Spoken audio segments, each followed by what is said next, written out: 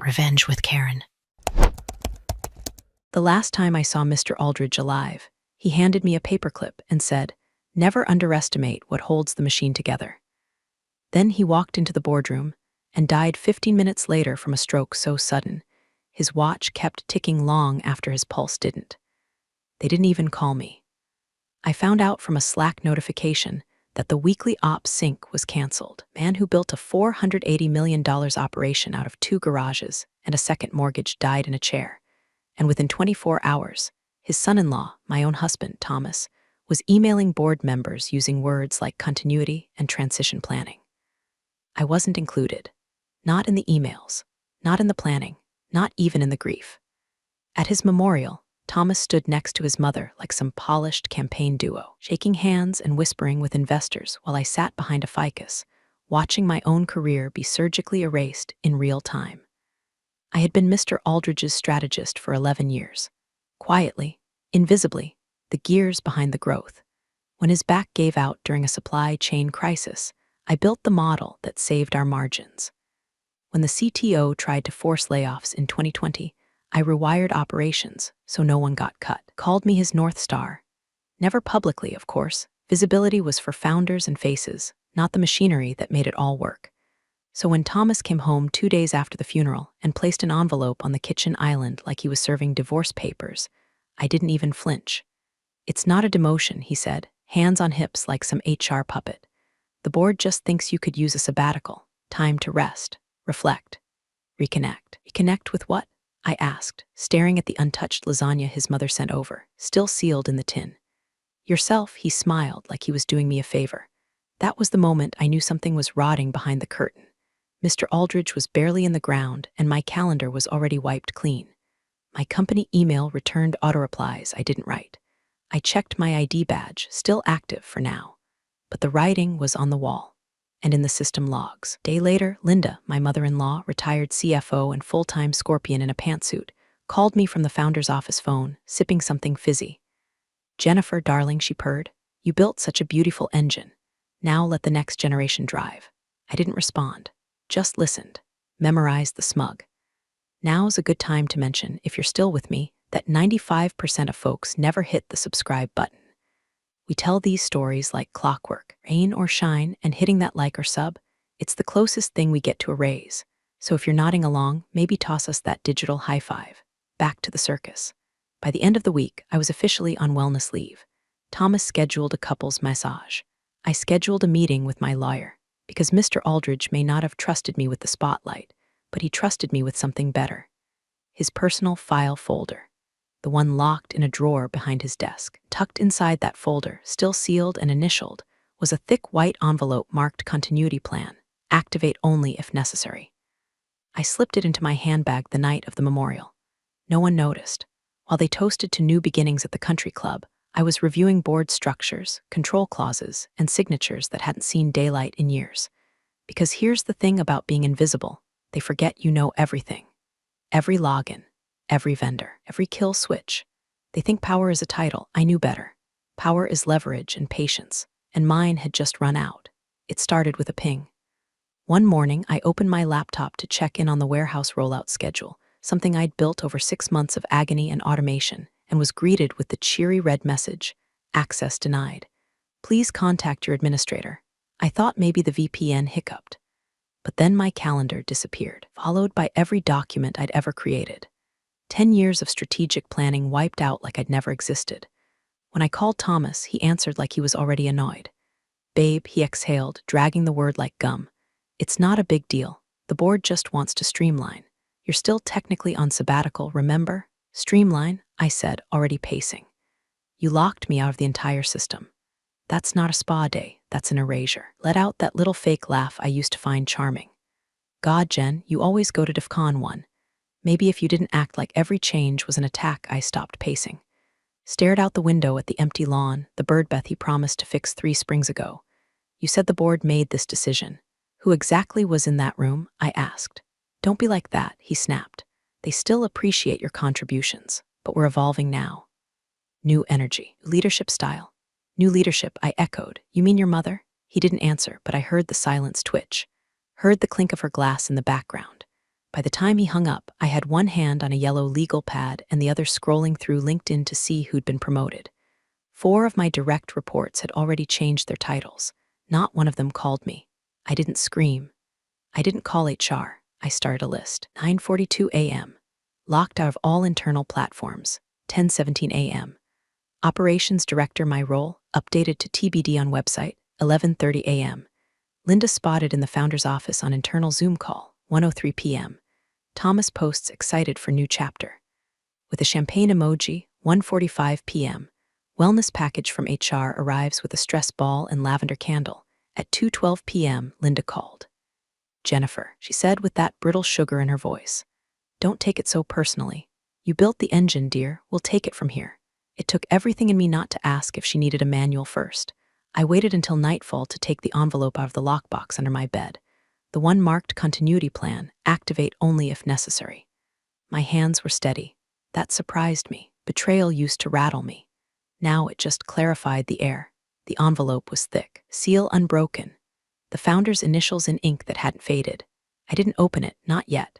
I wasn't ready to know what was inside, not until I understood what I was up against.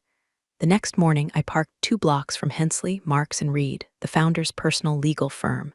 I wore jeans, a ball cap, and sunglasses like a mom on her way to spin class. No one noticed me walk in. The receptionist smiled. Do you have an appointment? Not exactly, I said, but Mr. Aldridge told me if I ever had questions, I could speak with Mr. Hensley directly. She hesitated for half a second before pressing a button. 1 moment, please. 10 minutes later, I was in a room with walnut paneling and thick silence. Mr. Hensley walked in with a face like granite and a voice like bourbon. Jennifer, he said, nodding to the envelope I held. He said you might come. I handed it over without a word. He didn't open it either, just placed it inside a fireproof lockbox and pressed his palm against a scanner. That's all for now, he said. But if what's written in here is triggered, you'll hear from me immediately. I left through the back exit. Back home, Thomas had lit candles and queued up a self-help podcast about emotional agility. He tried to massage my shoulders like we were still us. I let him, for 5 minutes. Then I excused myself, saying the lavender candle gave me a headache. I locked the bathroom door, sat on the floor, and started another list, because I wasn't just cataloging betrayal anymore. I was drawing a map, and I had just found the first weapon. The week after I handed over the sealed envelope felt like a funeral where I was the ghost. No one said I was fired. No one dared, but I wasn't on the leadership calendar anymore. My standing Friday check-in with logistics, gone. My input on the Q4 contingency matrix, assigned, according to the shared drive, to a junior analyst I once walked through her first budget approval while she cried over a breakup. I emailed her. No reply, I called. Straight to voicemail. By Wednesday, even my old mentor, the HR director who once called me her ethical compass, had stopped returning texts. When I ran into her in the parking lot, she acted like I was a specter, heard something about compliance gray zones, and scuttled off like I was contagious. That night, I opened Slack just to confirm what I already knew. I was no longer in the exec ops brain trust group, the one I created, the one where we solved half the company's messes at midnight. Gone, like I'd never existed, like I was a system error they were quietly patching over. And still, Thomas had the gall to come home every night and ask if I was enjoying the space. On Thursday, he walked in whistling, tossed his keys into the founder's old ceramic bowl, the one Jennifer gave him as a gag gift years ago, when Mr. Aldridge told him, "You're not a visionary, but you've got nice shoes." Big night, he grinned, hosting the team at the house. Mixer vibes, legacy meets the future. I blinked. Our house? He laughed. No, babe, Dad's house. Thought it'd be symbolic. I nodded. Who's on the guest list? He kissed my cheek. Just the core. Wouldn't really know them anymore. It wasn't even the knife twist that hurt. It was the condescension. Like he truly believed I was some outdated firmware, quietly deprecated while the shiny new update took over. After he left for prep, I sat in the kitchen. Just sat. No wine, no sad music. Just the hum of the fridge and the thought, they think I'm too polite to fight. So I did what any ghost would do. I visited the living. Mr. Aldridge's old assistant, Erlyn, had retired after his death officially. But unofficially, she still held the keys to everything. Habits, codes, hotel aliases, his favorite bourbon, and more importantly, secrets. She agreed to meet me at the old bakery down on Dunbar. I ordered her usual. She didn't say thank you. She just took one look at my face and said, "I told him they'd come for you." I stayed quiet. He always said if the company ever turned inward like a snake eating its tail, it'd be his own blood doing the chewing. She sipped her coffee.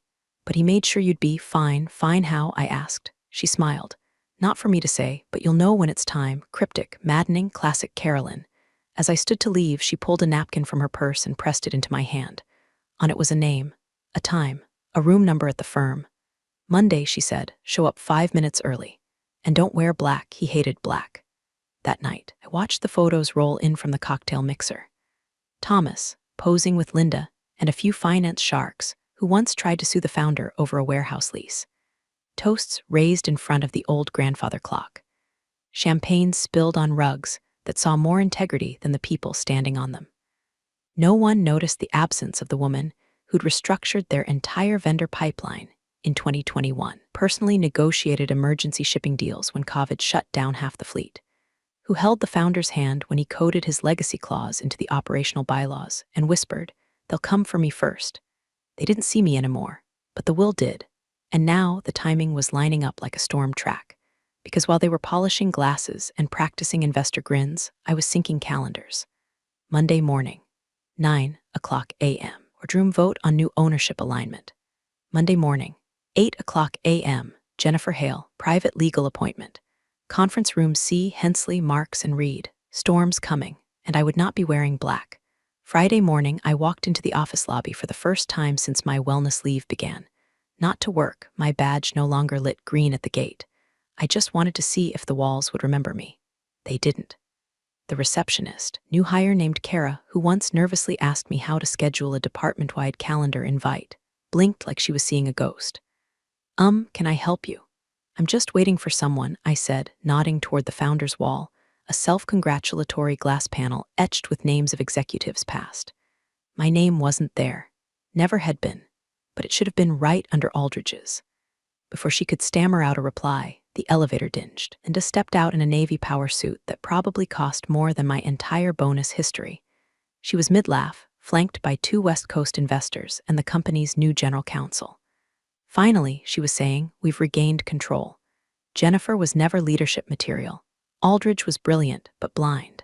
She was always just detail support. She clocked me mid-sentence. Didn't flinch. Just raised her chin like I was a water stain on the marble. Didn't blink. The investors looked at me curiously, probably wondering who the woman in slacks and a trench coat was. I let them. Ghosts don't explain themselves. By afternoon, my phone buzzed with a forwarded calendar link from someone in accounting, an invite-only leadership transition dinner at a swanky rooftop steakhouse. Saturday night. RSVP closed.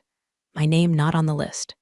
That night, Thomas came home flushed with ego and 2 glasses of wine. He tossed the iPad onto the couch, went to the kitchen to reheat Thai food, and started humming some god-awful acoustic cover of a song we both used to hate. I picked up the iPad. I wasn't snooping. I was confirming what I already knew in my bones. He'd left a draft email open. Subject line, Operational Ownership Redistribution Proposal. The attached document made my stomach drop. Was a memo outlining plans to divide my personal equity among active stakeholders to incentivize long-term alignment. The language was careful, lawyer-crafted, but the intent was clear. Linda would get a bump, Thomas too. Even a junior executive I once pulled from the brink of being fired got a slice. Me, I wasn't even listed. There was a post-it at the top of the file, Thomas's handwriting. Still need legal to confirm clause in will doesn't cover wellness leave as removal. I didn't throw the iPad. I didn't scream. I took a walk. 15 minutes later, I was parked in the empty lot behind the Hensley building, staring at my reflection in the dark glass of the front doors. I didn't go in, just dialed a number from memory. "Jennifer," said the voice on the other end, crisp, unshaken. "The founder's legal executor. Is it time?" "Yes," I said. "Schedule confirmation for Monday." "Nothing official yet, but they're circling."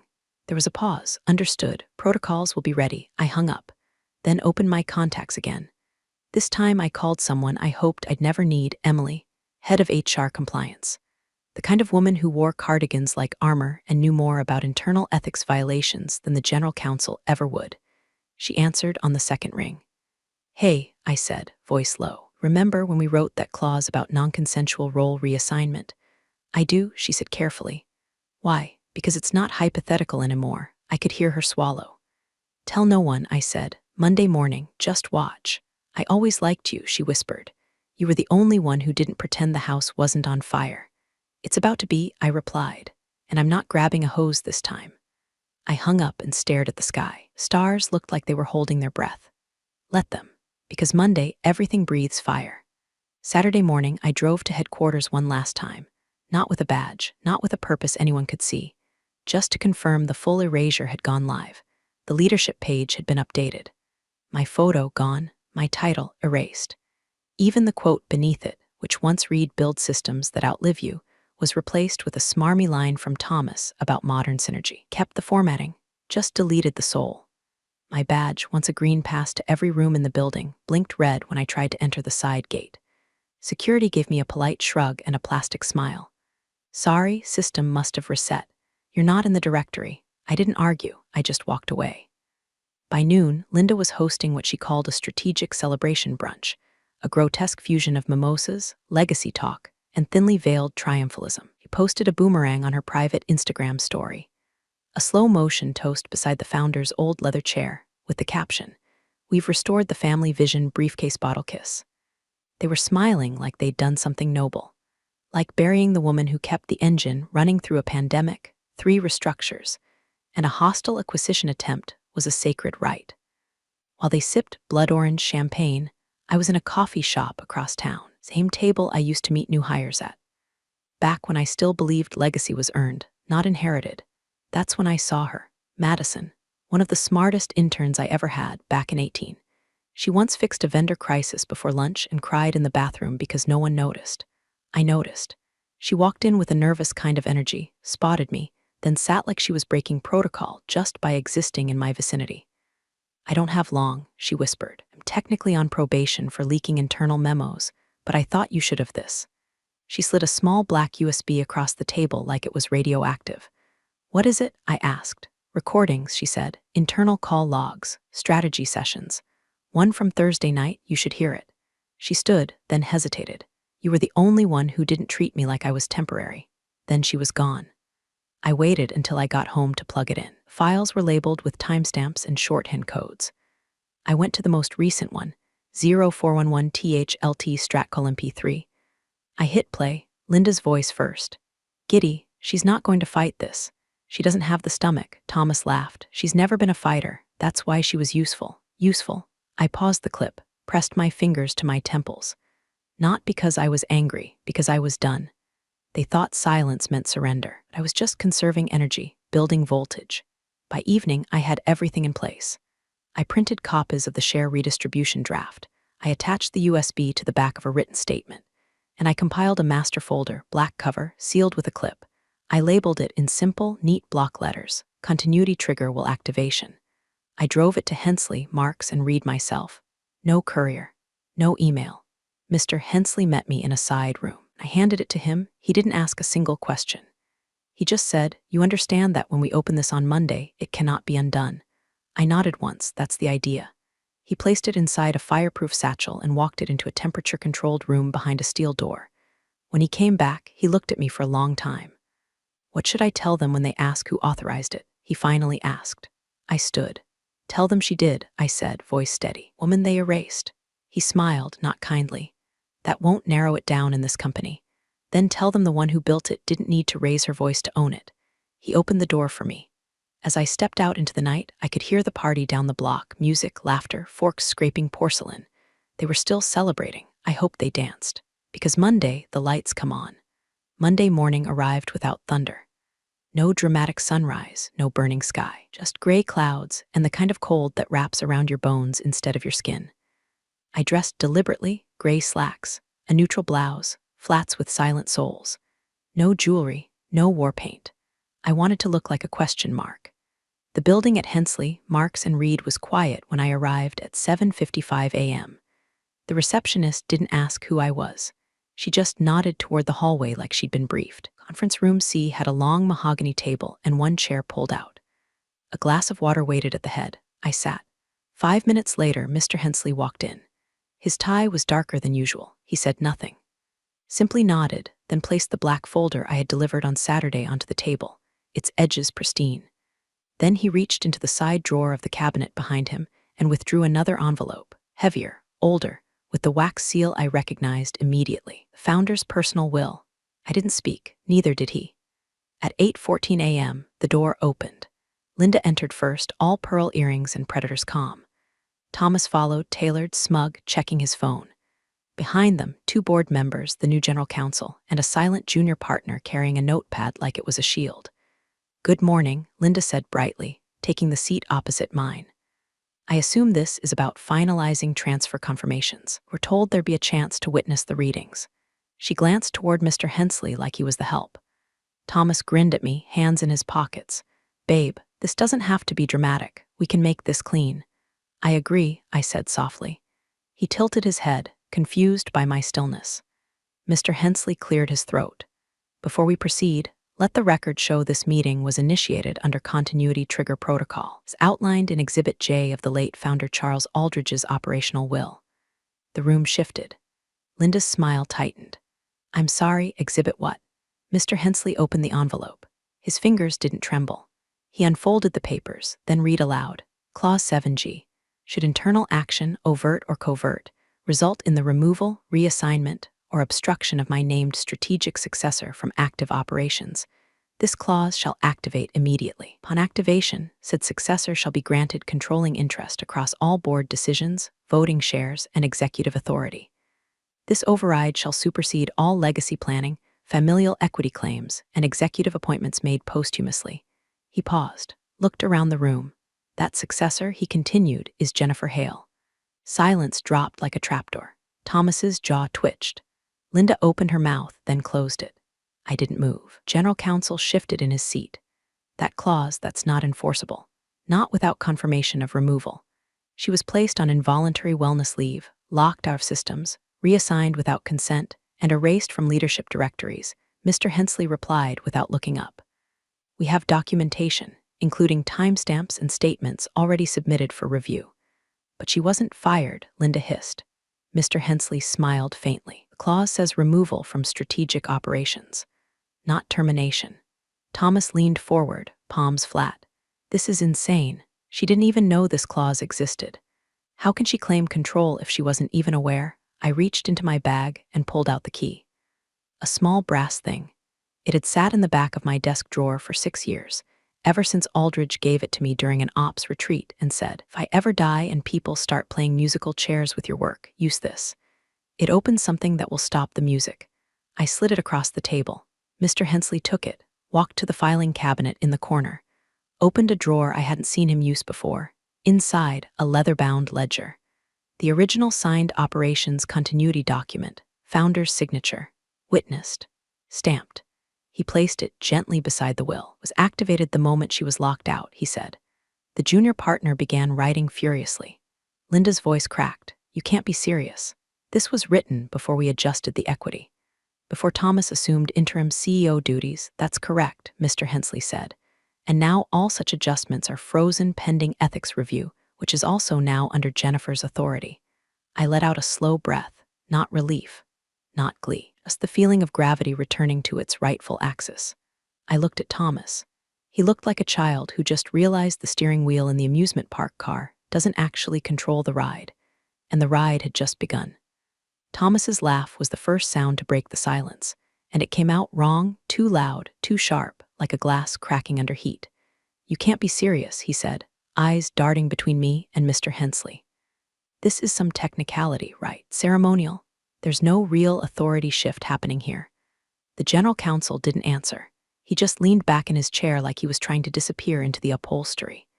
Linda, ever the showman, tried to recover. "Let's not overreact. Charles was brilliant, but this clause, it was outdated. Written when Jennifer was still on the rise, before we had a more experienced team in place. The equity restructuring is suspended," Mr. Hensley said, not raising his voice but making the room colder with each word. "Effective immediately. Per Exhibit J, Section 9, all share reassignments made following strategic removal are frozen pending independent ethics review to be initiated by the named successor, Jennifer Hale." Thomas stood, as if height could restore control. "This is ridiculous. That clause can't override board authority. We were acting in the best interest of the company." She never objected. She never fought. I reached into my leather folio and removed the final piece. It was a photo, a timestamped screenshot of my calendar, the morning I was locked out. 8:06 a.m. Every meeting gone. Access revoked. Admin override signed by the interim IT lead. Then I handed over a short affidavit, signed by the head of HR compliance, noting I had been placed on sabbatical without consent, that I had received no formal evaluation, no performance review, and that no written policy had ever defined a wellness leave as anything but voluntary. Mr. Hensley took the documents, read them silently, and then placed them beside the founder's signed ledger. According to the founder's explicit language, he said, this constitutes covert internal removal. The clause is not ceremonial. It was crafted in response to concerns the founder expressed directly to this office after a hospitalization 3 years ago. Linda paled. Thomas opened his mouth to speak, but what came out wasn't a word. It was a dry sound, a failure of air. I tapped the table gently. There's more. I reached back into my folio and retrieved the USB drive. The one Madison gave me. This contains internal recordings, I said. Not taken by me. Submitted by a third party. I slid it forward. In them, both Linda and Thomas refer to me as a placeholder. There's a direct quote, "She's never been a fighter. That's why she was useful." Mr. Hensley picked up the drive and inserted it into the laptop at the corner of the table. A few seconds later, audio filled the room. Linda's voice, bright and clear. She'll go quietly. She always does. Thomas, laughing. She doesn't have the stomach. She built the machine, but she never owned it. General counsel flinched. Linda leaned forward, her voice tight. That was off the record. Not anymore, I replied. Mr. Hensley closed the laptop and looked down the table. Effective as of this morning, he said, Jennifer Hale holds controlling interest and operational authority. Any efforts to obstruct that authority may constitute fraud under current statutes. The board has been notified and will convene under her direction this afternoon. Thomas dropped back into his seat. Linda sat frozen, one hand still resting on the arm of her chair like she couldn't decide whether to stand or vanish. I looked at both of them. You assumed quiet meant powerless, I said, that silence was submission. But it was strategy. Mr. Hensley turned to me. Would you like to adjourn? I nodded. Yes, it's time to prepare for the transition. I stood slowly, calmly, collected my documents, pocketed the key. As I reached the door, Linda's voice, trembling now, called out, Charles never intended this. I turned back, met her eyes. No, I said. He intended to protect what he built from the people who thought they were entitled to it just because they shared his last name. Then I walked out, every step quiet, every step mine. The boardroom was packed by 1:00 p.m. They didn't call it an emergency meeting. They called it a clarification session, as if the entire power structure of the company hadn't just detonated before their very eyes. I sat at the head of the table this time, not metaphorically. Literally, the seat they used to joke was reserved for ghosts and founders now had my nameplate in front of it. No jokes now. Linda was first to speak, of course. This is not what Charles wanted, she snapped, shaking papers that weren't hers to shake. This clause is outdated. We were protecting his legacy. Was vulnerable near the end. Paranoid, sick. Thomas nodded, eyes burning red with the frustration of a man who just realized charisma can't override legal documentation. It was meant for outside threats, he added. You're not an outsider, you're family. I stared at him. Exactly, I said. That's what made me the perfect target. I tapped the table. Mr. Hensley plugged the USB into the boardroom screen. This isn't about paranoia, I continued. This is about what you did when you thought I wouldn't push back. The first clip played, Linda's voice. Jennifer's loyal, but she's not leadership. We keep her close, let her build, and when Charles goes, we transition smoothly. Thomas, she won't fight it. She's too inward. She'll call it alignment and walk away. Another voice, one of the board members, chiming in. As long as we label it wellness or fatigue, we can keep it clean on the HR front. No paper trail. Silence. The second clip. Thomas again, quieter, on what sounded like a late-night call. The founder's clause? Sure, technically it exists, but unless she digs, it's useless. Besides, it would only trigger if she were removed. He laughed. I didn't fire her. I just locked her out. The screen went dark. I didn't move. Across the table, the CFO leaned back in his chair like he was trying to fuse with it. The head of legal pinched the bridge of her nose. Then Carolyn, founder's longtime assistant, stood from her seat near the wall. She hadn't said a word all day. No one even realized she was invited. I was there, she said, voice even. Charles had the clause rewritten after his first heart scare. He said they'll come for her, not because she's weak, but because she's necessary. And when they do, they'll think they're smart enough to get away with it. She placed a notarized memo on the table, dated 6 months before his death. Signed and sealed. I filed it under his direct orders, she said. He named her successor. Not to carry the torch, to guard the damn flame. Linda looked like she might throw up. Thomas rubbed his forehead like he was trying to push the moment back into his skull. I leaned forward, cold, final. Every strategy document I ever built had a contingency plan. So did Charles. He knew exactly what you'd try to do, and he knew you'd do it as a family. That's why he built the lock, gave me the key. I turned to the board. Effective immediately, I said, the role of lead strategist will be reassigned. I've selected someone who hasn't played politics, who hasn't whispered about my stability behind closed doors, who hasn't tampered with vote records or reassigned shares under the guise of alignment. I nodded to the door. It opened. Madison walked in. She looked terrified, but she didn't hesitate. Linda scoffed her. A former intern, I said, is the only one who still believed this company was about work, not inheritance. A beat passed. No one objected. Then I turned to the board members, some of whom had sat silent for weeks as my erasure unfolded. The position of board chair is also no longer tenable under the current ethical conflict, I said. I'll be appointing a temporary chair until the ethics review is complete. The new chair, Carolyn, because ghosts don't forget who left the lights on. Passed. No objections, not one. Thomas stood up, voice cracking. We weren't trying to destroy it, Jen. We were protecting it. You weren't built for the top. You were the gears. You weren't the engine. I stood too. I was the architect, I said, and now I'm the fire marshal. Then I reached for the gavel, and I ended the meeting. The boardroom had never been this quiet, not during acquisitions, not during COVID, not even the day we found out Charles had passed. That silence had been grief. This one was something else, thicker, tighter, the kind of silence that only arrives when power changes hands and everyone in the room knows it's not coming back. I stepped inside at 2:00 p.m. sharp. No folder, no speech. Just the founder's watch on my wrist, black leather strap, cracked near the buckle, silver face worn dull around the edges. No one had seen it in months. No one knew it was mine. Except Charles. Gave it to me in a manila envelope labeled Operational Asset Transfer during one of our last retreats. Said, if you ever have to wear this to a meeting, make sure they see it before they speak. I made sure. I stood at the head of the table. The seat already pulled out. Every eye watched me. Thomas was near the end, shoulders squared like he still thought he could bluff his way into legacy. Linda sat rigid, expression somewhere between courtroom defiance and cocktail hour denial. The rest of the board, quiet, waiting, some ashamed, some alert, all unsure. I placed both hands on the back of the chair. Effective immediately, I said, calm and clean, all decisions flow through me. No response, not even breath. Thomas opened his mouth, but I raised a single finger. Don't, I said, just don't. Behind me, the doors opened. 2 plainclothes security officers stepped in, hired weeks ago. Not corporate, private, quiet men with good posture and clipped earpieces. They didn't make a show of it, no handcuffs, no scene. Just walked to Thomas and Linda and said softly, you'll need to come with us. HR will coordinate your exit interviews and belongings. Linda stood like someone had cut her strings. Thomas hesitated, one last look, one last gamble, some speech probably rehearsed in the mirror, but he saw the watch. And he followed. Door closed behind them. Still no one spoke. I sat, then looked slowly around the table, making eye contact with each person who had been in the room when my name was scrubbed from the site, when my access was revoked, when a brunch was thrown over my career's still warm body. I let the silence speak, let it weigh what it needed to. Then I cleared my throat. You let the wrong people speak for the company, I said. I won't make that mistake.